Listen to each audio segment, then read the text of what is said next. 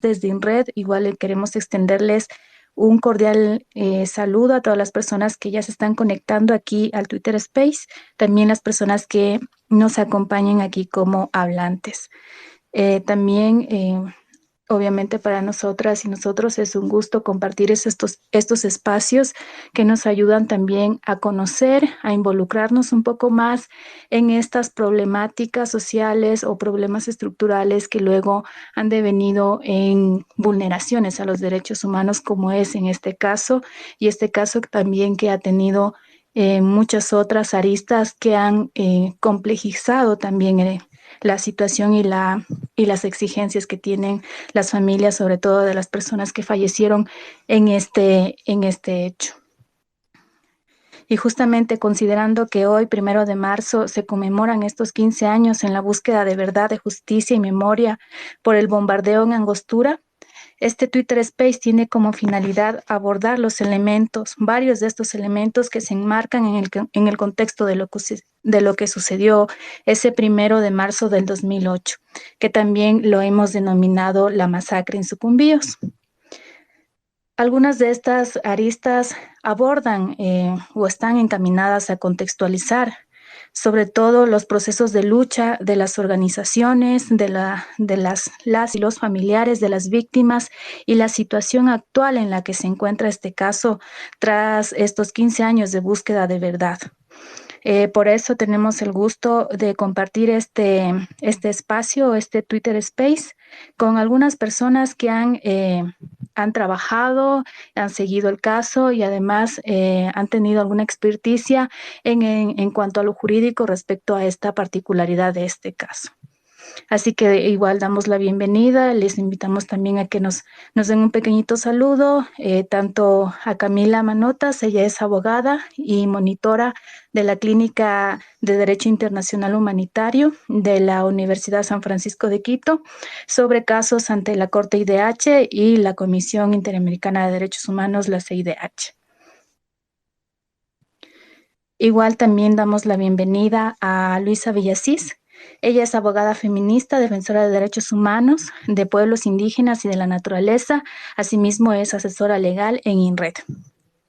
También damos la bienvenida a las y los familiares de los 4 jóvenes mexicanos que fueron asesinados en este bombardeo, quienes debido a esta circunstancia se vieron en la necesidad de conformar una asociación para unir esfuerzos y también para realizar estas exigencias respecto a lo que había sucedido en ese entonces, en el 2008.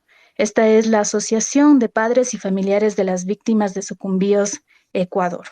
También damos la bienvenida a la Liga Mexicana por la Defensa de los Derechos Humanos, su representante que está aquí también, Adrián Ramírez.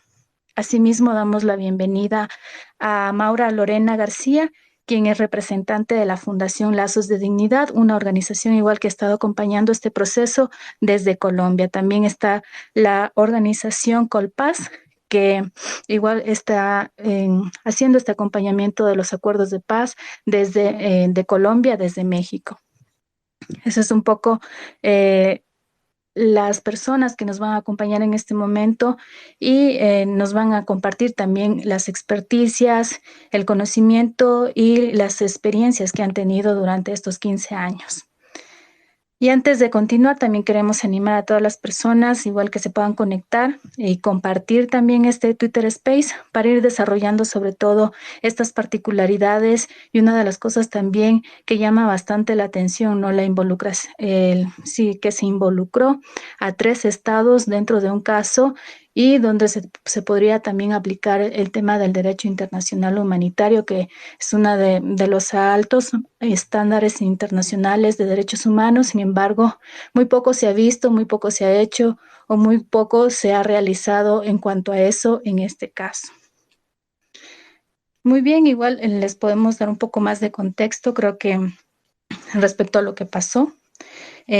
comentarles que ese 1 de marzo del 2008, una brigada del ejército colombiano bombardeó con misiles de precisión y alto poder un campamento temporal de las Fuerzas Armadas Revolucionarias de Colombia, en donde el cual se encontraba en el territorio ecuatoriano, en la zona de Angostura, que es en la provincia de Sucumbíos, en la Amazonía.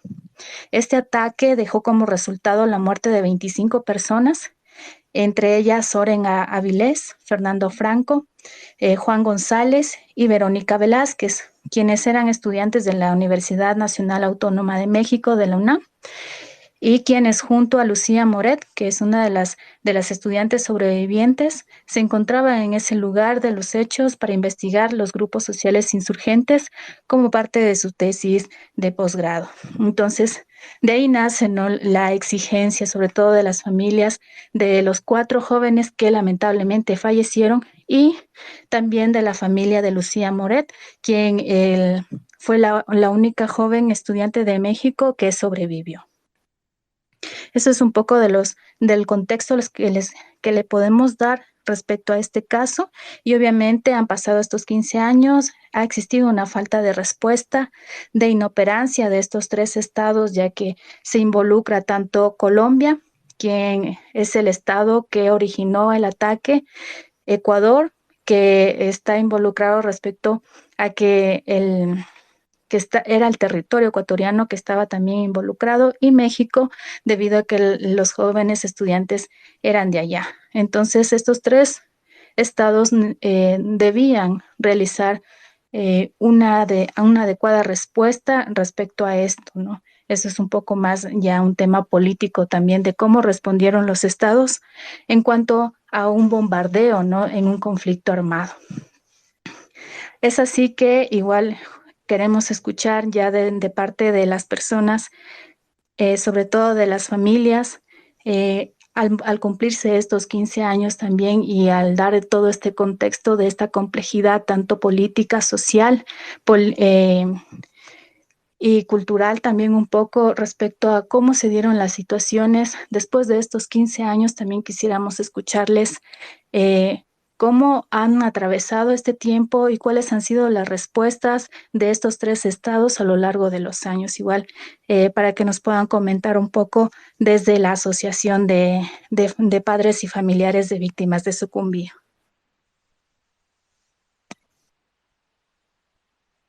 ¿Podemos entonces nosotros participar? Sí, ajá, sí. Álvaro, aquí estamos, Álvaro González y Rita del Castillo, somos los padres de Juan González del Castillo, uno de los jóvenes masacrados ese 1 de marzo de 2008. Sí. Sí, muchísimas gracias por su participación, tanto Álvaro como señora Rita. Nos gustaría iniciar con ustedes para poder conocer, después de estos 15 años, cómo ha sido este caminar de exigencias, y también un poco lo que se leía, ¿no?, en el manifiesto que se presentó por estos 15 años. Las exigencias siguen siendo las mismas después de 15 años. El tema de la justicia, la reivindicación de la memoria de las víctimas, y también la judicialización. Entonces, nos gustaría también saber desde su perspectiva. Sí, ha sido un proceso pues doloroso, porque hemos estado pues marginados de los gobiernos anteriores, inclusive el actual pues no ha actuado todavía. Esperemos que lo pueda hacer el actual gobierno, pero en su momento Felipe Calderón, que era el presidente de México, pues realmente tuvo una posición pues de complicidad con el gobierno de entonces de Álvaro Uribe, y eso hizo que pues todos se pusieran en nuestra contra, porque por lo tanto ha sido una lucha totalmente desigual, en el cual pues ellos tenían todos los medios, la mayoría de los medios, para poder difundir pues sus mentiras, las mentiras de un Estado pues como el de Álvaro Uribe, que realmente pues es un criminal. Un criminal no solamente lo digo por nuestros hijos, sino un criminal dentro de Colombia. Al igual que después el que va a ser el siguiente presidente, Juan Manuel Santos, que en ese momento del 2008 era el secretario de la Defensa, fue el que directamente, pues fue el que mandó a las tropas a invadir un país que no era el suyo y realmente para ocultar ese crimen de Estado, pues lanzaron sus mentiras, sus calumnias para convencer a la gente de que, bueno, pues estaban matando a gente delincuente, que estaban matando o que habían matado a terroristas, y con eso trataron de justificar su crimen. Entonces, ante esa situación, pues no solamente teníamos que luchar por la justicia, es decir, que se llevaran a juicio los responsables, y por otro lado, pues era reivindicar el nombre de nuestros hijos, que habían sido pues con mentiras y con infamias de parte del gobierno de Álvaro Uribe. Entonces esa es la situación que nos hemos visto a través de estos 15 años. Eh, por el lado que nos favorece, pues hemos tenido mucha gente, algunas organizaciones que nos han apoyado desde Ecuador y que también tuvimos solidaridad de gente de otros países como Chile, como Argentina, como Venezuela y otros. El mismo Colombia, Sí, y en la misma Colombia también hemos recibido organizaciones. su apoyo. Entonces, eso es lo que nos ha dado vida, nos ha dado ese apoyo que para seguir pues esta lucha muy difícil de llevar a cabo, porque pues siempre nos encontrábamos cuando íbamos a la Fiscalía de aquí de México, pues siempre nos decían es que Colombia no nos contesta. Y cuando llegamos a ir a Lago Agrio, allá en Sucumbíos, donde se lleva el juicio, prácticamente estaba parado y pues prácticamente veíamos que el gobierno colombiano pues estaba influyendo en, en esa fiscalía de Lago Agrio, porque pues no se movía para nada. Ellos decían, bueno, es que los implicados no se presentan y tampoco los podemos obligar porque ellos tienen impunidad. Bueno, no decían impunidad, Inmunidad diplomática. inmunidad diplomática, y con eso se lavaban las manos y decían, bueno, pues no hay más. Entonces, ante esa situación, pues realmente teníamos que recurrir a las universidades, a las organizaciones sociales, a todos los medios que estaban a nuestro alcance, pues a través hicimos un libro donde pusimos todos los datos de lo que estaba sucediendo, lo que había sido el caso de Sucumbíos, y pues le pusimos la historia de una infamia. Aquí en la Ciudad de México, inclusive en la Fiscalía de aquí de la Ciudad de México, nos llamaron hasta para informarnos que iban a cerrar el caso, que iban a archivar el expediente. Entonces nosotros como asociación de padres protestamos y dijimos que no estábamos de acuerdo. Sí, que era un crimen de lesa humanidad, era un asesinato y que eso no tenía vigencia. Sí, que eso puede durar toda la vida. Sí, y hasta que se esclarezca, hasta que nosotros encontremos justicia. Y entonces en ese aspecto sí protestamos ante la Fiscalía de aquí de la Ciudad de México, ¿sí? Porque querían cerrar el caso.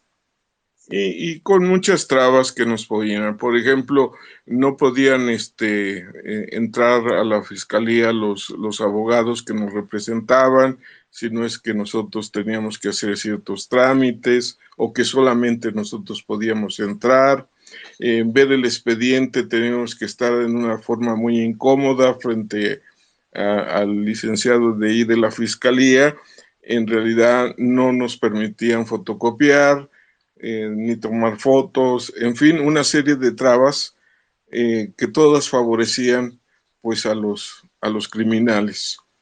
Y lo peor de todo es que nos dimos cuenta que en lugar de buscar quien había cometido los asesinatos, se investigaba a los jóvenes asesinados, como si ellos hubieran sido los criminales.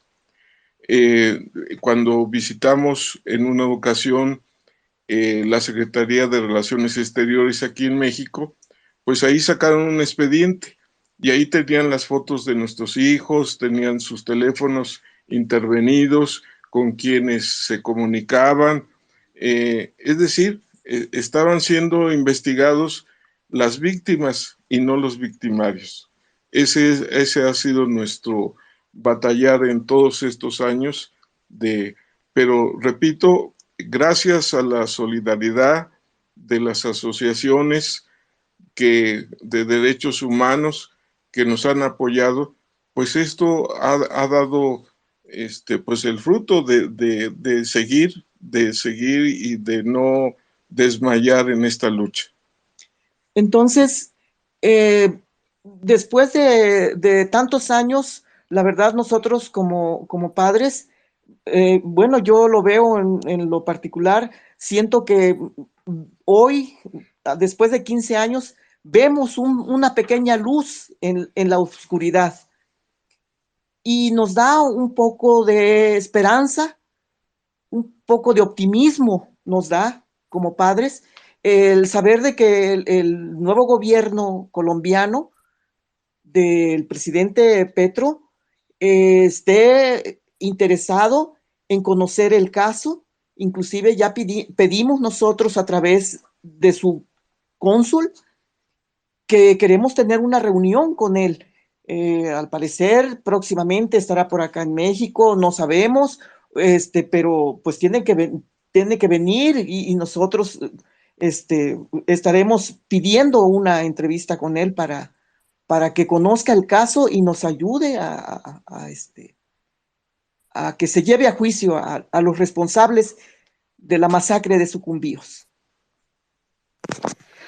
Claro, muchísimas gracias, tanto Álvaro como señora Rita, y creo que más adelante también podemos ir ahondando un poco más o en este análisis respecto a las proyecciones que podrían darse en lo político actualmente con estos cambios de gobierno y, y etcétera, ¿no? También nos gustaría poder conocer respecto a lo jurídico, cuál es el estado actual del caso, tanto en instancia nacional. Bueno, sabemos que el, no se ha movido mucho, como lo ha dicho tanto Álvaro como Rita, justamente por estas trabas, tanto políticas de ciertos gobiernos, en donde no se permitía el avance investigativo en las instancias nacionales, como por ejemplo allá en la UAGRO, y por eso también luego podemos ir ahondando un poco más en la situación de la CIDH. Pero para eso también está aquí Luisa Villasís, que es asesora legal de INRED y también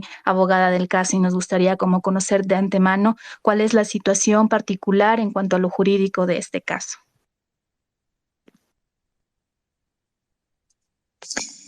Bueno, primero, muchísimas gracias a todos los presentes que nos están escuchando desde los diferentes espacios. Siempre es importante estos espacios para poder hablar acerca de las graves violaciones de derechos humanos, de la lucha que realizan las víctimas indirectas dentro de las violaciones a estos derechos, ¿no? Y sobre todo un espacio en el que podamos hablar acerca de la memoria de los jóvenes tras estos 15 años que han transcurrido desde el bombardeo de Angostura, desde esa pesadilla en la cual murieron 4 jóvenes mexicanos. Es importante decir en viva voz sus nombres: Verónica Velázquez, Juan González, Fernando Franco, Soren Avilés, así como también la tortura también que vivió Lucía Moret como sobreviviente también, ¿no? Bueno, respecto al tema jurídico, sí es importante señalar que ha sido también un caminar bastante fuerte, un caminar bastante arduo frente a la inoperancia por parte del Estado y sobre todo frente a la falta de voluntad por parte de los estados que que han estado involucrados en esta masacre del bombardeo de Angostura, ¿no? Y en ese sentido es importante recordar que para acudir a instancias internacionales es primero necesario el agotamiento de recursos internos y justamente por la falta de esta voluntad que ya hice alusión y porque no había ni una verdad, ni una justicia y mucho menos una reparación, ni siquiera la voluntad para investigar a quienes habían impulsado este operativo Fénix, fue que nosotros llevamos este caso, y digo nosotros como organizaciones que acompañamos el caso, tanto Fundación INRED como la Liga Mexicana, la LIMED, y también que se ha unido a a este trabajo la Fundación Lazos de Dignidad de Colombia, ¿no? Entonces, coadyuvamos esfuerzos para poder elevar este caso, para poder hacer demandas de exigencia frente a este, como alguna vez le escuché a Rita que decía, frente a estos estados indolentes, porque es la verdad. Realmente lo sucedido en Angostura caló hondo en en la vida de los familiares, en la vida de los amigos, en la vida de la sociedad en general, que puede identificar que muchas veces estas ejecuciones extrajudiciales quedan en la impunidad, y sobre todo cuando existen agentes del Estado que están involucrados en estas ejecuciones, en estas matanzas, en este caso, en este bombardeo que tomó la vida no solo de los cuatro jóvenes, sino también de miembros de la guerrilla que estaban ahí, pero es importante recalcar que este era un campamento de paz, se estaba haciendo estos acuerdos humanitarios, entonces no era un campamento beligerante o algo parecido, ¿no? Si hablamos ya de la parte jurídica, realmente aquí en Ecuador, si puedo decir, creo que la lucha ha sido bastante ardua desde el mismo hecho de que se planteó la investigación, se planteó una investigación previa frente a este caso. Este caso llegó incluso a una etapa procesal, hubo una instrucción fiscal, sin embargo, tomando en consideración que este argumento de que las personas responsables tenían esta inmunidad diplomática, no prosperó el caso. Por otra parte, también nosotros en las diferentes instancias hemos solicitado tener acceso incluso al expediente y eso nos ha sido negado. Incluso en los últimos tiempos, hace un par de semanas, más bien hace un mes más o menos, acudimos allá a la Fiscalía de Sucumbíos, dijimos, solicitamos estas copias, sobre todo ya con el poder por parte de los familiares, el poder que nos habían mandado desde México, porque un documento no nos hacían valer ni siquiera los documentos, ¿no? Ahí también se puede identificar esta falta, o más bien estos impedimentos por parte de la Administración de Justicia para el acceso a la justicia, para conocer qué está sucediendo y cómo nosotros incluso podemos impulsar el caso. Bueno, la cuestión es que desde la Fiscalía nos han puesto algunas trabas y es más de un mes y todavía nos dicen que no nos pueden entregar el expediente, que es muy complicado entregarnos el expediente, que tomando en consideración que el caso de Angostura, del bombardeo de Angostura, interviene a diferentes estados, es un caso que incluso lo tienen como en un área restringida. Y bueno, todo esto llama la atención porque finalmente están los familiares detrás de toda esta negligencia por parte del Estado, los familiares con esta lucha, con estas ganas de seguir alzando la voz y exigiendo justicia, y pues las organizaciones acompañando, ¿no? Si trasladamos a qué pasa en el Estado, por ejemplo, mexicano, eh, el Estado mexicano realmente ha tenido como una posición bastante silente frente a lo sucedido. No ha habido la oportunidad de incluso que los mismos familiares puedan em, conversar directamente con las autoridades estatales, exigir que haya este acompañamiento también desde el Estado, este impulso a través de la ayuda internacional para que se pueda conocer la verdad de los hechos. Y bueno, en cambio, en cuanto al caso en Colombia, pues este caso tuvo un tratamiento bastante peculiar, bastante cuestionable. No prosperó esta investigación. Esta investigación ha sido archivada y lo que ahora hace poco tiempo tuvimos, como dice Rita, tuvimos un hilo de esperanza, tuvimos un primer acercamiento con el Estado colombiano. Sin embargo, nosotros como organizaciones y como familiares tenemos también unos presupuestos bien claros de que no podemos ir a un acuerdo de solución amistosa sin antes tener este compromiso por parte del Estado colombiano de identificar la verdad de los hechos, de buscar a los responsables, sancionar a los responsables y por ende también judicializarlos, ¿no? Entonces, hemos tenido estas primeras conversaciones, todavía estamos a la espera de una información que nos dijeron que nos van a remitir.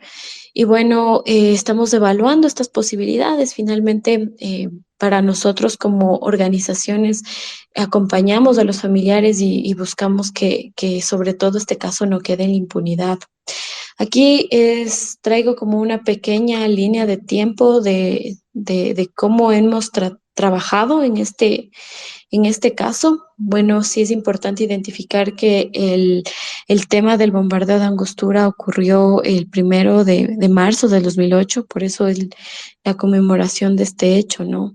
Y frente a eso también nosotros en el 2014 planteamos esta petición ante la CIDH, activamos el Sistema Interamericano de Derechos Humanos y bueno, la decisión de la CIDH fue tramitar de manera como en distintas líneas, ¿no? Por un lado Colombia, por otro lado Ecuador, por otro lado México. Y en ese sentido, pues la petición, nuestra denuncia fue netamente identificar o solicitar que se declaren como responsables de las violaciones de los derechos a la vida, a la integridad personal, a la protección judicial, a diferentes derechos que están conexos también a estos, ¿no? Por ejemplo, hablemos de la integridad no solo de los jóvenes que fallecieron, sino también la integridad de las familias que continúan en la lucha. Y bueno, actualmente estos tres casos estamos en etapa de fondo. A diferencia de los casos de Colombia o de Ecuador, que tuvimos como etapas de admisibilidad y fondo, en el caso de México, por una falta de respuesta por parte del Estado, la CIDH lo que hizo fue unir estas dos etapas, admisibilidad de fondo. Entonces, en estos tres estados estamos esperando el informe de fondo. Hemos solicitado audiencias también de caso. Esperamos que en el siguiente periodo de sesiones se pueda otorgar esto, porque una audiencia de caso frente al sistema interamericano es importante, sobre todo para escucharle a los familiares. Creo que es ese momento dentro del tratamiento en el sistema interamericano de escuchar de primera mano cuáles han sido las afectaciones a las familias, cuál ha sido la lucha que la familia ha emprendido en pro de justicia. Y bueno, estamos a la espera de cómo se pueda activar la CIDH también en este tema, ¿no? Entonces, eso como un primer abordaje de esta lucha a nivel jurídico que hemos emprendido las organizaciones que acompañamos y claro, las familias también. Muchísimas gracias, Luisa, por esta actualización y también por comentarnos el estado actual del caso en sí. Y para ir por esta misma línea en cuanto a lo jurídico y en cuanto a lo internacional y a los estándares de derechos humanos, también nos acompaña Camila. Ella es experta en cuanto al derecho internacional humanitario y respecto a eso también nos gustaría escuchar cuáles son las particularidades para que exista justamente este cumplimiento del derecho internacional humanitario y si es que dentro del caso de Angostura o la masacre es Cumbios también se cumplen algunos de estos requisitos y cómo debió ser en sí la respuesta estatal de estas tres naciones al momento que surge este hecho que es el bombardeo en Angostura. Adelante, Camila, te escuchamos.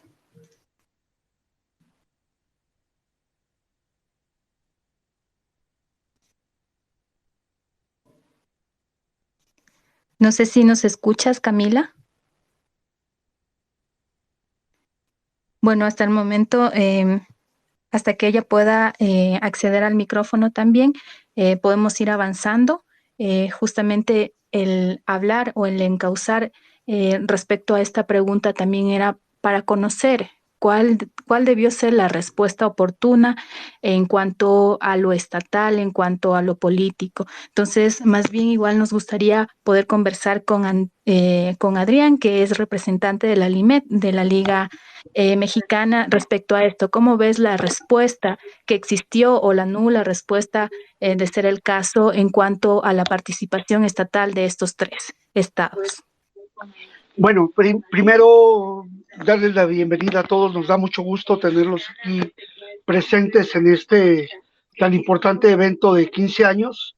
Y en primer lugar quisiéramos nosotros mencionar a los superhéroes. O sea, aquí se trata de una lucha entre superhéroes contra tres estados-nación que se enfrentan en una disputa por los derechos humanos a una distancia de 15 años. Estos superhéroes son los padres de los muchachos que han logrado con su pertinaz insistencia, su lucha constante, mantener el caso abierto y que hayan durante 15 años hecho un gran acopio de pruebas para demostrar que en Sucumbíos, Ecuador, se cometió un delito contra la humanidad, se cometió un bombardeo indiscriminado y hubo una ejecución extrajudicial de 25 personas. Otras personas fueron víctimas de lesiones, tortura, abandonadas allá en Ecuador, y la diplomacia cómplice de los estados de Ecuador y Colombia, de Ecuador y México, que permitieron que este hecho tratara de quedarse ahí oculto. ¿Qué es lo importante hoy? Hay una nueva geopolítica, hay una nueva oleada de posibilidad que abre espacios y hay una puerta que se abre y hay una gran cantidad de pruebas que están reexaminándose para que en esa distancia que tienen que tomar los gobiernos de los narcoestados policíacos militares que se han vivido en la región, hoy puedan dar la oportunidad para que la impunidad se corte y se logre la justicia para los muchachos. Aquí lo que tenemos que comentar es que la Cancillería mexicana ha quedado muda ante el sistema interamericano y seguramente estarán ya, ahora que el caso va avanzando hacia el fondo y la admisibilidad, pues van a empezar también a tener un acercamiento. Parece, por lo que percibimos hoy con Colombia, que hay un espacio que se abre, hay una voluntad de trabajar coordinadamente para buscar, primero, conocer y acopiar todas las pruebas, y segundo, pues esperemos que se logre la justicia. Aquí hay que hacer un señalamiento que en ese narcoestado policíaco militar, incluso el gobierno de Colombia está aceptando que el sistema de la diplomacia colombiana estaba sirviendo específicamente a los intereses de Estados Unidos y de Israel. Y hoy, en esta recuperación de la soberanía del Estado colombiano, el pueblo ha logrado un cambio jurídico en el que no dejamos pasar de vista que los muchachos, con su participación, con su colaboración, y los familiares con su pertinaz insistencia, han logrado que haya también estos cambios allá en Colombia con un nuevo gobierno y que este nuevo gobierno esté respondiendo a las expectativas del pueblo cuando menos encontramos una embajada que no estuvo cerrada, encontramos una embajada que abrió sus puertas, escuchó los reclamos de los familiares, tomó nota y entonces hay posibilidad de que haya un encuentro de alto nivel con el presidente Petro y el grupo de familiares. Hay que también señalar que hay una voluntad expresa desde el gobierno de Petro para atender el caso y gracias también a que hay una gran cantidad de organizaciones que se han sumado y que en un tiempo el colectivo de abogados José Luis Restrepo de Colombia nos dio algunas orientaciones. Hoy se viene a ver reforzado muy grandemente con la participación de la Fundación Lazos de Dignidad, que tiene también un trabajo experto en el tema de la Jurisdicción Especial de Paz y la lucha por los derechos humanos allá en Colombia, tan necesaria para que hoy pueda avanzarse. Así es que quienes nos escuchan, primero hay que darles un fuerte abrazo, un reconocimiento a los padres y por la memoria de los muchachos y por su lucha en la solidaridad de los pueblos, pues seguimos luchando juntos y aquí estamos hoy conmemorando este 15 aniversario. Muchas gracias, Adrián. Y justamente como lo reiteras, ¿no? Por este aniversario lograron hacer este acercamiento también respecto al consulado y un poco también hacer estas aproximaciones con el Estado colombiano. Y sí, muy bien ahí tuvo un papel menciona. importante, perdón. Sí, sí. Perdón que te interrumpa, pero ahí también tiene un papel muy preponderante la actividad de Colpaz. Colpaz, que desde México ha estado trabajando insistentemente por la paz, por la democracia en Colombia y que en su labor a lo largo de este tiempo también ha venido abriendo espacios para que hoy también la embajada sea receptiva. También a ellos nuestro agradecimiento. Muy bien, sí, muchas de las organizaciones también han tratado de abrir este camino, como decía también don Álvaro y la señora Rita. Y en ese sentido igual nos acompaña Maura, que es parte de la Fundación Lazos de Dignidad, que también lo mencionaba Adrián, esta organización de Colombia que también ha estado en estos procesos de acuerdos de paz y también de la justicia transicional. Entonces, más bien, poder escucharle también a Maura respecto a los procesos que se han ido gestando en Colombia y la coyuntura y también el contexto en el cual se desenvuelve y se desenvolvió este caso.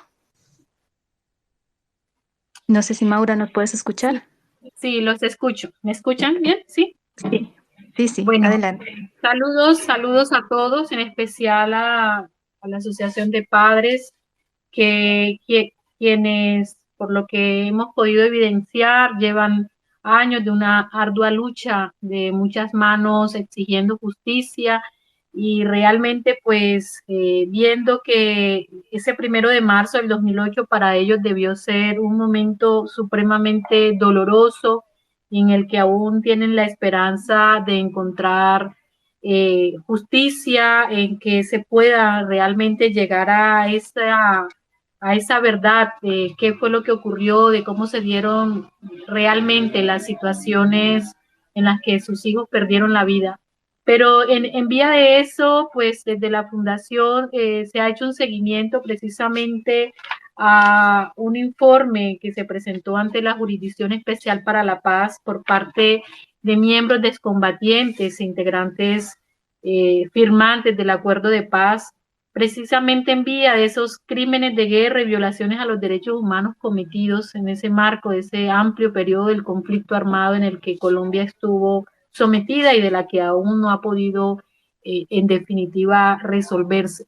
En vía de ese informe, por lo que se ha podido evidenciar y lo que se ha venido desarrollando, es precisamente un detalle y una determinación de que esa operación Fénix en la que se cometieron graves violaciones de derechos humanos, ahí en específico hay normas o reglas que fueron vulneradas o violentadas como la violación al principio de distinción, esa no prestación de servicios asistenciales a una persona herida, la violación al principio de humanidad, violación al principio de precaución, la violación al principio de proporcionalidad, esa necesidad militar, ejecución extrajudicial en la vida de Franklin, y otros tipos de violaciones como lo fue la soberanía del Estado ecuatoriano. En este informe que ha sido suscrito por quien hoy preside la Fundación Lazos de Dignidad, que es el doctor Gustavo Gallardo,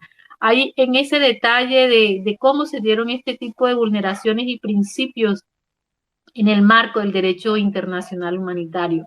Principios que sabemos que tienen un valor fundante, que son realmente constitutivos de garantías en el marco del derecho internacional público, pero que fue desconocido en su momento y que hasta la fecha ha sido desconocido al no dársele respuesta oportuna a esas exigencias que los familiares han elevado desde hace 15 años atrás. Vemos que en consideración a que lo que se pretendía era darle de baja en su momento a quien erigía y ostentaba un cargo de dirección y de comandancia al interior de las filas de la extinta guerrilla de las FAREP, llevó a que se cometieran todas estas vulneraciones y estas violaciones. Pero en este informe vemos que hay además, como para no entrar como en esos detalles que muy seguramente pueden resultar en este momento un poco difíciles de darle manejo, muy seguramente, sí encontramos una parte donde hay una serie de peticiones y exigencias. En cuanto a lo que tiene que ver con el proceso judicial, hay un proceso ante la Corte Interamericana de Derechos Humanos por demanda de Ecuador a Colombia, donde se hace una descripción procesal precisamente de la posición del Estado colombiano frente a ese escenario de violación a la soberanía ecuatoriana inicialmente. En ese trámite procesal vemos que hay una serie de situaciones en la que ante todo se destaca la ejecución extrajudicial del ciudadano ecuatoriano Franklin Aizaya Molina, en la que efectivamente se hace responsable al Estado colombiano por la misma, luego de todo ese desarrollo probatorio que se desplegó y del que he podido leer en este informe cómo se fueron dando esas fases. Asimismo, pues lo que se pretende por parte de quienes presentaron este informe a la Jurisdicción Especial para la Paz, si nos ubicamos en el mismo, hay una serie de exigencias que bien lo que pretenden precisamente es encontrar posibles responsables, vincularlos precisamente a esos macrocasos que la Jurisdicción Especial para la Paz ha venido abriendo, para utilizar un término coloquial, con el fin de que se pudieran encontrar la verdad, en la que se pudiera efectivamente determinar responsabilidades, en la que se pueda además mirar que en aras de las Fuerzas Armadas de dar espacio a represalias contra integrantes de esa extinta guerrilla, pues dieron paso a una innumerable vulneración de derechos. Vemos también desde la fundación y se hace una descripción detallada. Estoy aquí tratando de ubicar en el informe precisamente como para dejarles algo concreto, unas exigencias de reparaciones, unas exigencias de vinculación a estos responsables de crímenes de guerra, como lo pudieran ser en sus momentos el ministro de Defensa, los generales que estaban al cargo de la dirección de la policía, del Estado Mayor Conjunto del Ejército Nacional, la Fuerza Aérea, buscar la manera de que todas estas vinculaciones en esta investigación puedan darse unas versiones en la que se logre recepcionar los testimonios de estos posibles vinculados y así poco a poco ir dando precisamente paso a esa verdad que puede ser reparadora, a esa verdad que efectivamente en el marco de lo dialógico que surge en esta Jurisdicción Especial para la Paz pueda también traer a sus familias esa reparación que tanto se necesita en este estado de cosas. Sabemos que la Jurisdicción Especial para la Paz busca precisamente en esa centralidad de la víctima, busca que esa reparación no sencillamente tenga un carácter simbólico individual, sino que también sea una reparación integral de carácter colectivo, donde ese reconocimiento de responsabilidad y de perdón público tenga una característica de transformación, tenga una característica de reparación, de restaurador, donde en efecto se explique que lo sucedido en el conflicto armado no solo afectó o no solamente iba tratando de contrarrestar el auge de una insurgencia que había hecho uso del derecho a la rebelión, sino que realmente arremetió contra civiles, arremetió contra estados, arremetió incluso contra los territorios que demandan protección al medio ambiente y demás, y sin tener en cuenta los principios de distinción, por ejemplo, los principios de prevalencia de la vida, los principios de incluso el desconocimiento y el uso de armas no convencionales que están determinadas en las normas de derecho internacional como prohibidas. Todo eso fue desconocido en medio de esta operación que causó tanto dolor. Se pretende que este informe pueda incluso, como les decía al inicio, dar paso a la revisión dentro de uno de los macrocasos que están siendo aperturados por la Jurisdicción Especial para la Paz y que en efecto puedan traer esa reparación que tanto se requiere. Yo creo que en estos términos, desde la Fundación y desde el equipo de abogados que estamos vinculados al sistema integral a través y a la defensa y representación de comparecientes, de aquellos quienes han suscrito el acuerdo de paz y que han entregado toda su mejor intención de firmar, de comparecer, de restablecer su vida, de vincularse a la vida civil y de adelantar acciones de reparación y de reconciliación, se pueda, ojalá, a través de esta exigencia que hace este informe, lograr precisamente que se tomen decisiones judiciales trascendentales, que a la apertura de una investigación dentro del macrocaso sobre crímenes de guerra y las violaciones de derechos humanos cometidos contra FAREP se pueda precisamente vincular a quienes puedan aparecer señalados como responsables, donde se pueda abrir un espacio de práctica de pruebas que realmente abran y lleven a una real investigación que puedan ratificarse todas estas situaciones que se han venido detallando a lo largo de estos 15 años de lucha de sus familias, donde podamos encontrar unas medidas especiales de protección y donde se puedan dar precisamente grandes pasos sobre todo de verdad, en lo que se pueda conocer como es una de las exigencias de sus familiares, donde se pueda precisamente tener acceso aquí lo dicen ellos en su comunicado,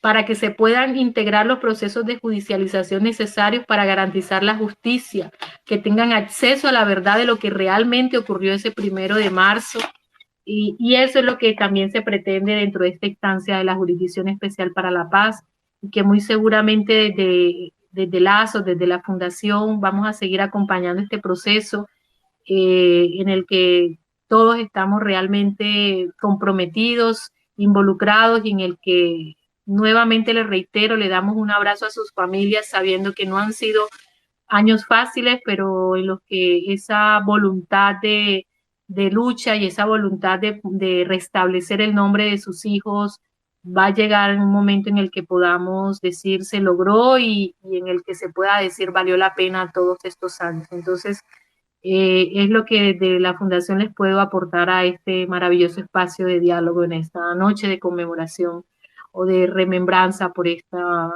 estos 15 años de impunidad por el bombardeo de Angostura. Gracias.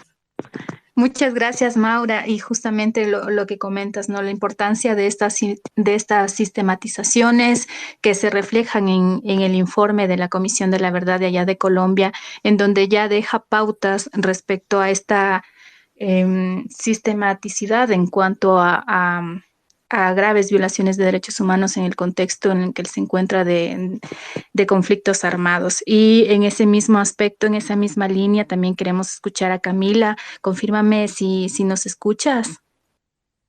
Buenas noches, ahí sí, les escucho, Sí. disculpen, tuve un problema con el audio, pero ya estamos todo bien.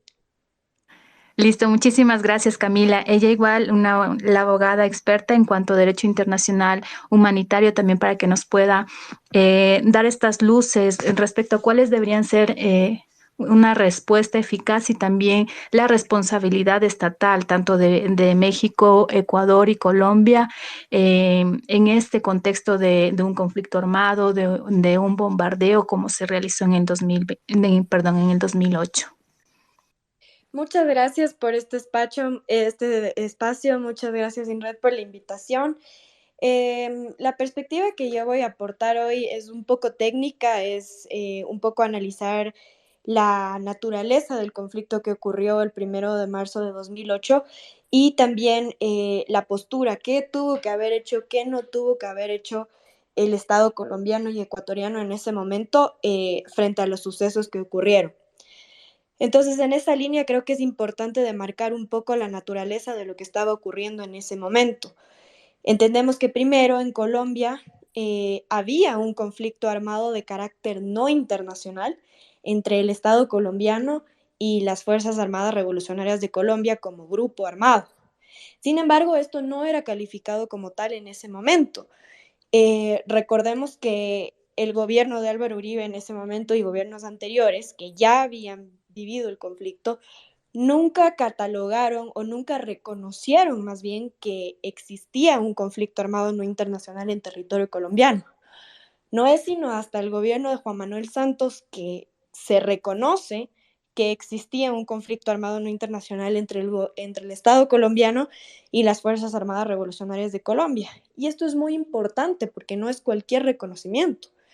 Este reconocimiento le permite al Estado tomar acción y poder hacer varias cuestiones hacia el conflicto, hacia el grupo armado. Incluso esto permitió que después, bajo el artículo 3 común de las convenciones de Ginebra, se pueda llegar a un acuerdo de paz.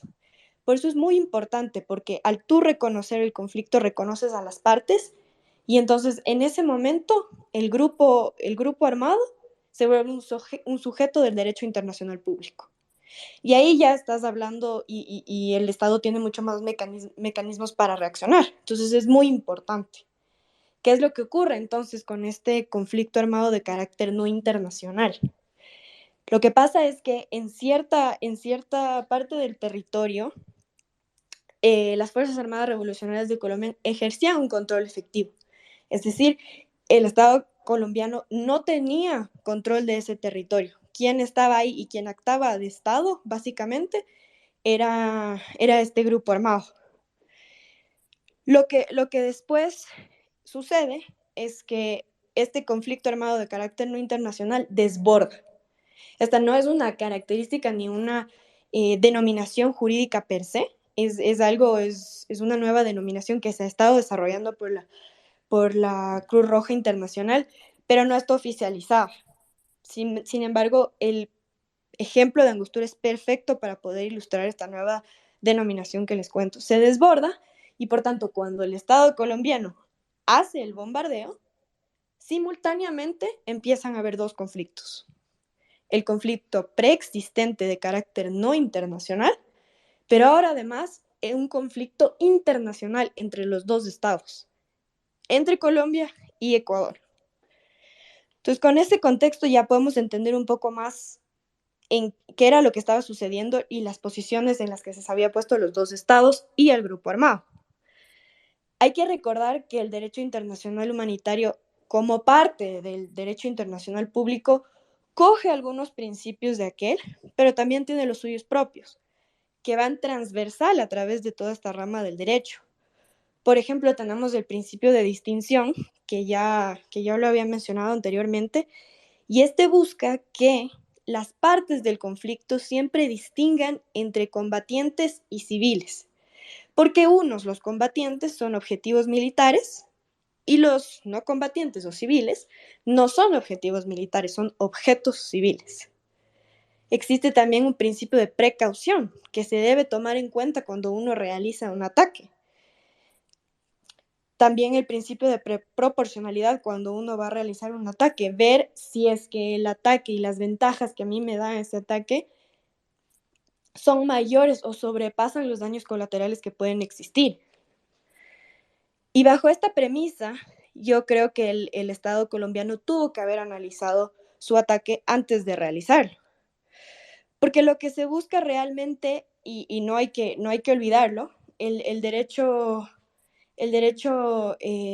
internacional humanitario regula el conflicto armado entre las partes, no lo prohíbe porque entiende que en ciertas situaciones esto es imposible de evitar, pero trata de buscar normas que permitan que el sufrimiento sea innecesario y que las partes se traten con las mayores rigurosidades y falta de arbitrariedad posible que pueda haber.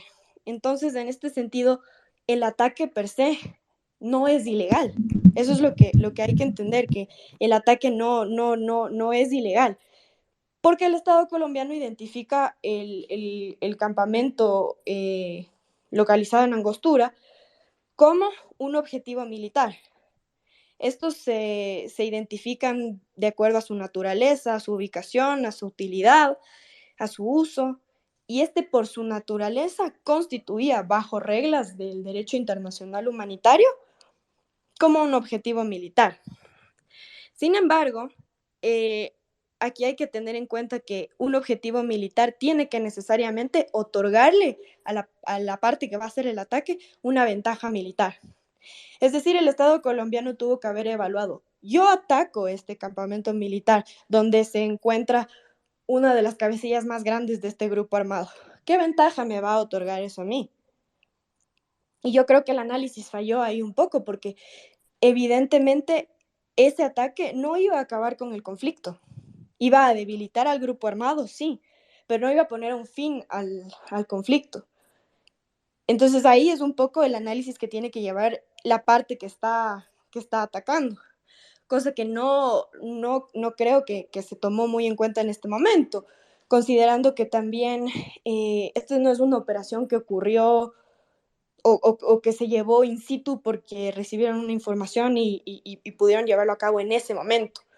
Esto fue algo que tuvo, la Operación Fénix fue algo muy planeado, algo muy considerado, muy estudiado. Entonces, el análisis por esa parte tuvo que haber sido mayor. Al igual manera, la proporcionalidad en el ataque. Como yo ya entiendo que esto no me va a dar una ventaja militar suficiente como para poder acabar con el conflicto, tengo que evaluar realmente si el costo del daño colateral vale la pena. Y aquí creo que también hubo un fallo. Y por último, la norma de derecho internacional humanitario más grave que violenta el Estado colombiano, es el hecho de no haber atendido a la gente herida en ese momento. Esa es una violación gravísima porque se entiende, el derecho internacional humanitario entiende que la atención médica es indiscriminada. Es decir, se puede dar a una parte u otra y más aún a civiles. Entonces, eso es una falta gravísima, es un grave crimen, como se lo llama en el derecho internacional humanitario.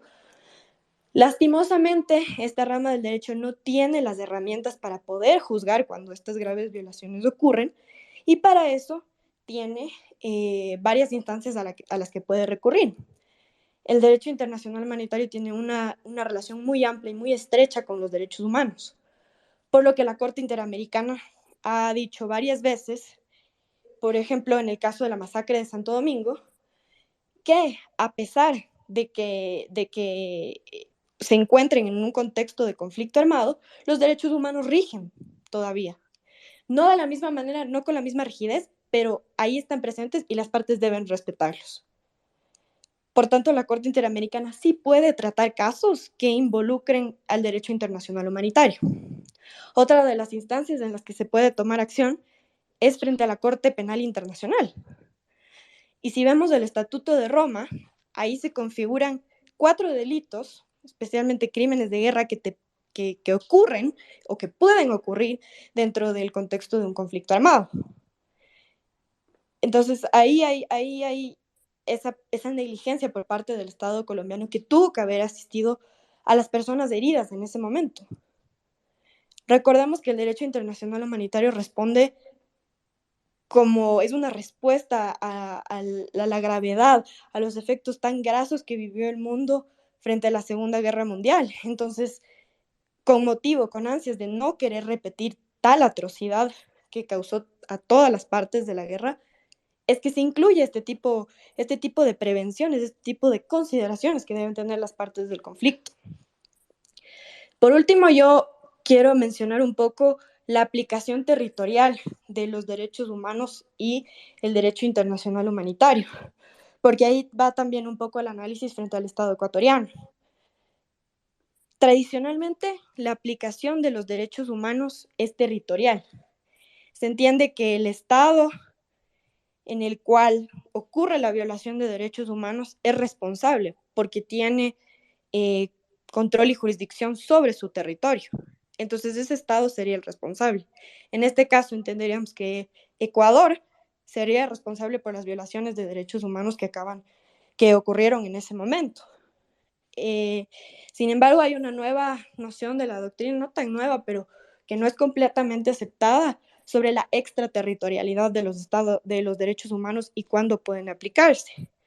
La Corte Interamericana ha dicho que se admite esta aplicación extraterritorial cuando los estados ejercen control sobre otro territorio o cuando ocupan ese territorio y en el caso de que estén deteniendo a una persona.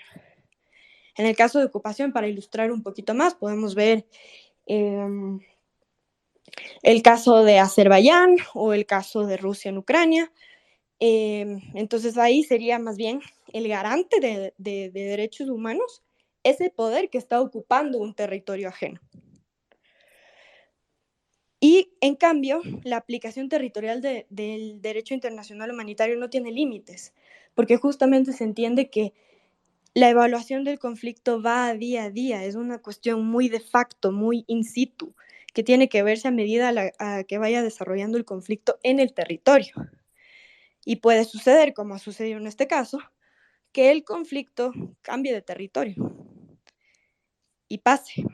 Entonces, viendo esta mirada de la aplicación territorial de los derechos humanos, vemos que el Ecuador también tuvo que haber garantizado los derechos humanos de su nacional, del señor Franklin Azaya, pero también de las 4 personas estudiantes de la UNAM de nacionalidad mexicana que se encontraban en territorio ecuatoriano. Frente a esto, no cabe más que agregar que el derecho internacional humanitario también contempla y tiene reglas respecto de las ejecuciones extrajudiciales que ocurren en el conflicto. Si bien es un término muy propio de los derechos humanos, hay varias reglas de la costumbre, de la fuente de costumbre del derecho internacional humanitario que prohíben completamente el homicidio, el asesinato durante el conflicto y sobre todo que prohíben los ataques indiscriminados.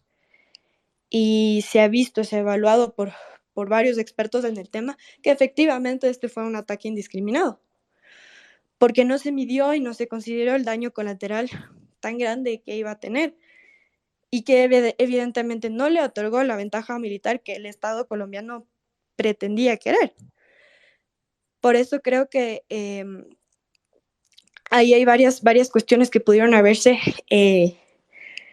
evitado. Tuvieron que haber hecho un estudio de quién se encontraba en el campo en ese momento y decidir cuándo se atacaba, si es que no desistían del ataque. Pudieron haber escogido momentos para hacerlo. Uno de los ejemplos muy, muy comunes es cuando se decide atacar un colegio en el cual se encuentra una base militar.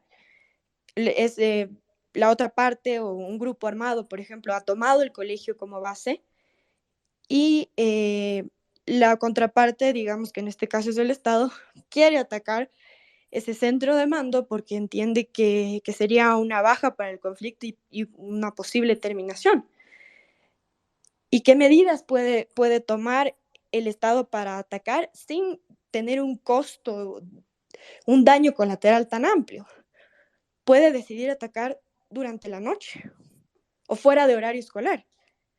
y el ataque en ese entonces se vuelve completamente legítimo. Entonces, creo que hubo bastantes omisiones, falta de análisis en la operación Fénix por parte del Estado colombiano, y después, posteriormente, ya hablando en un contexto de post-conflicto, por parte también del Estado ecuatoriano al tratar de asegurar los derechos humanos, porque finalmente el ataque ocurre en su territorio.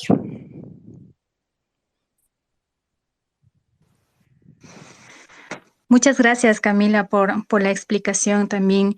Creo que con este análisis y esta coyuntura en la cual nos situamos en este momento de 1 de marzo del 2008, entendemos varias de las implicaciones, sobre todo que adquirieron estos tres estados al momento de que ocurren estos hechos. Más bien, como para ir finalizando también, quisiéramos que ahora de cara ya a estas nuevas opciones que se han dado dentro del caso ya al 2023. Hemos escuchado de los análisis de la coyuntura, tanto de lo social, de lo político y también un poco de la postura que ha tenido Colombia actualmente. Entonces quisiéramos saber también desde don Álvaro y doña Rita, ¿cuáles creen que son estas nuevas acciones o estas nuevas propuestas que nacerían desde las familias sobre todo y también desde las organizaciones para seguir avanzando en el caso en este 2023? Bueno, pensamos que tenemos que esperar el fallo de la Comisión Interamericana de Derechos Humanos, donde nosotros pusimos la denuncia, y sobre todo, como se ha mencionado, pues de un aspecto de fondo. O sea, no vamos a claudicar en el sentido de una cuestión amistosa que favorezca al Estado colombiano, en el sentido, lo digo en el sentido de que favorezca la impunidad de quien fueron responsables, muy conscientes pues de aniquilar, de acabar en lo que se ha llamado los crímenes de extrajudiciales. Entonces, yo creo que eso tiene que ver, y pues aquí la participación de INRED, que ha sido muy importante, acompañada por la LIMED, y obviamente nosotros para seguir en el caso ante la Comisión Interamericana de Derechos Humanos. Ahí es donde tenemos que ver y esperar la respuesta, por otro lado, de la actitud que vaya a asumir el gobierno colombiano. Es decir, qué es lo que realmente van a aceptar o qué no van a aceptar. Esa es otra de las cuestiones que nos preguntamos, y también queda pendiente la respuesta del gobierno mexicano. Es decir, hasta ahorita pues no se ha manifestado, no hemos tenido ese contacto, y también es muy importante que se dé esa respuesta del gobierno mexicano. Y el caso de Ecuador, como lo hemos entendido, se llevan por separado. En el caso de Ecuador, pues también que asuma su responsabilidad, ya que ahí fue el caso. En el caso de Ecuador, ahí hay un personaje que casi no se menciona, de la inteligencia de aquel entonces, que colaboró con el gobierno colombiano de Álvaro Uribe.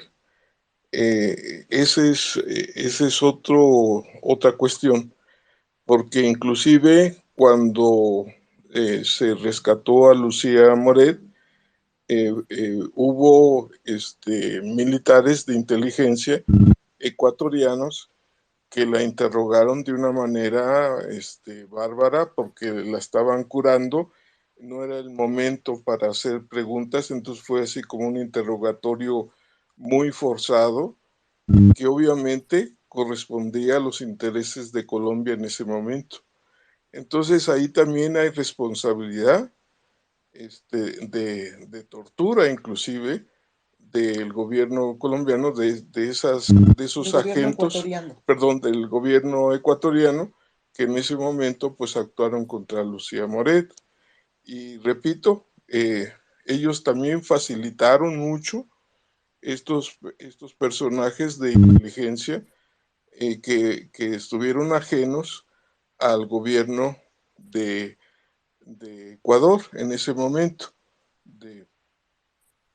Eh, no recuerdo ahorita el nombre de este personaje que es clave, también por la información que estaba dando, estaba colaborando con el gobierno colombiano. Entonces, todo eso ha quedado pendiente.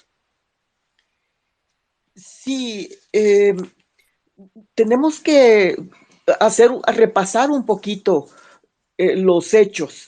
Está en videos, inclusive no se me olvida ese comunicado que dio el presidente ecuatoriano en ese entonces, Rafael Correa. Esas palabras las tengo grabadas desde ese 1 de marzo o 2, 3 días después de la masacre. Así lo dijo con esas palabras. Fue una masacre. Así lo dijo el presidente Rafael Correa en ese entonces. Que después vino como consecuencia el rompimiento de relaciones diplomáticas. Rompió las relaciones el gobierno de Rafael Correa con Colombia. ¿Sí? Entonces, eso nosotros nos ha quedado muy grabado a nosotros los padres, ese hecho, y pues aquí estamos. Sí, ha sido tan difícil estos 15 años para nosotros, tan doloroso, porque no, ustedes no saben lo que implica nosotros, que le hayan quitado la vida a nuestros hijos. Es un caso sumamente terrible para nosotros, sobre todo Álvaro y yo, que era nuestro único hijo, Juan. No lo podemos digerir todavía. No lo hemos digerido en 15 años. ¿Sí? Y como yo espero que la vida nos dé esa oportunidad de ver que este caso no quede impune. Ese es mi mayor deseo, que ese caso no quede impune. No puede quedar en la impunidad. Queremos justicia para nuestros hijos. Ojalá y se sensibilice ahora el nuevo gobierno del presidente Petro, y se investigue, pero la verdad. ¿Sí? Y ojalá y que ya los medios de comunicación no se presten a esas infamias de estar criminalizando a nuestros hijos. Eso no lo podemos permitir, tanto nuestros amigos, nuestras organizaciones sociales que nos han acompañado. No podemos permitir que los medios, tanto colombianos como ecuatorianos como mexicanos, no podemos permitir que sigan criminalizando ese hecho del 1 de marzo de 2008. Sí, no sé, Álvaro, ¿qué quieras agregar? ¿O quién quiera tomar la palabra? Sí, para finalizar, realmente pues estamos en un impasse diferente, sobre todo por la cuestión de Colombia, y que esperemos también que también se arreglen las cuestiones en Ecuador y en México. Ahí estamos pues a la expectativa de seguir cuál va a ser el camino que nos van a dar. y sobre todo es importante pues la asesoría que hemos recibido desde el punto de vista jurídico y también político, porque realmente nosotros hemos asumido la cuestión política de información, de hacer conocimiento a la gente, de difundir nuestros materiales que tenemos, pero que no basta. Es muy importante la cuestión jurídica que pues ha quedado frenada curiosamente por la cuestión política. Es decir, no ha habido pues una respuesta política de los gobiernos a nuestro caso. Muchísimas gracias, tanto señora Rita como también don Álvaro. Justamente creo que es necesario quedarnos con sus palabras de aliento y también de exigencia, de justicia y de conmemoración a la memoria también de los chicos.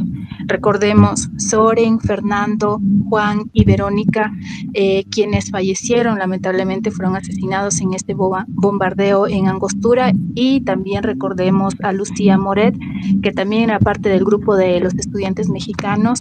Sin embargo, ella sobrevivió, no obstante, como ya lo hemos mencionado aquí en este Twitter Space, también fue víctima y también sufrió actos de tortura en cuanto a la investigación y la persecución que también luego devino respecto a ser una víctima y también sobreviviente y testiga de lo que pasó en ese entonces. Entonces también recordar a Lucía y recordar a los chicos, a Soren, a Fernando, a Juan y Verónica, quienes estuvieron en ese momento y que les recordamos el día de hoy, 1 de marzo del 2023, al conmemorarse estos 15 años también de exigencia, en donde están aquí también las organizaciones. También saludamos también que estén aquí tanto la LIMED, Colpaz y también la Fundación Lazos de Dignidad de Colombia,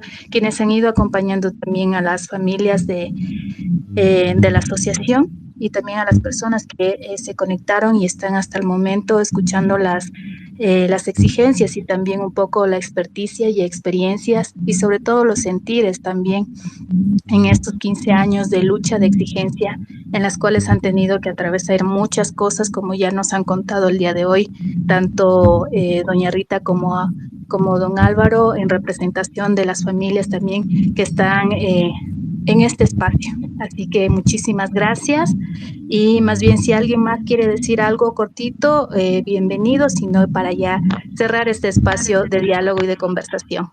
Sí, Luisa, gracias. También queremos agradecer por ahí que estuvo conectado nuestro amigo de ideas, ahí Juan Carlos Gutiérrez, que también tiene un trabajo importante en derechos humanos, todos los que estuvieron siguiendo la transmisión. Y una pequeña precisión: hay que tomar en cuenta que el derecho internacional humanitario aplicado a los conflictos internos de orden no convencional o de orden interno tiene también sus reglas, y la declaratoria de que existió un conflicto, un reconocimiento de un conflicto de orden interno, el gobierno de Colombia la hace en el año 2010, pero no le da el carácter de fuerza beligerante a las FARC, es decir, no atiende a los requisitos que establece el derecho internacional humanitario.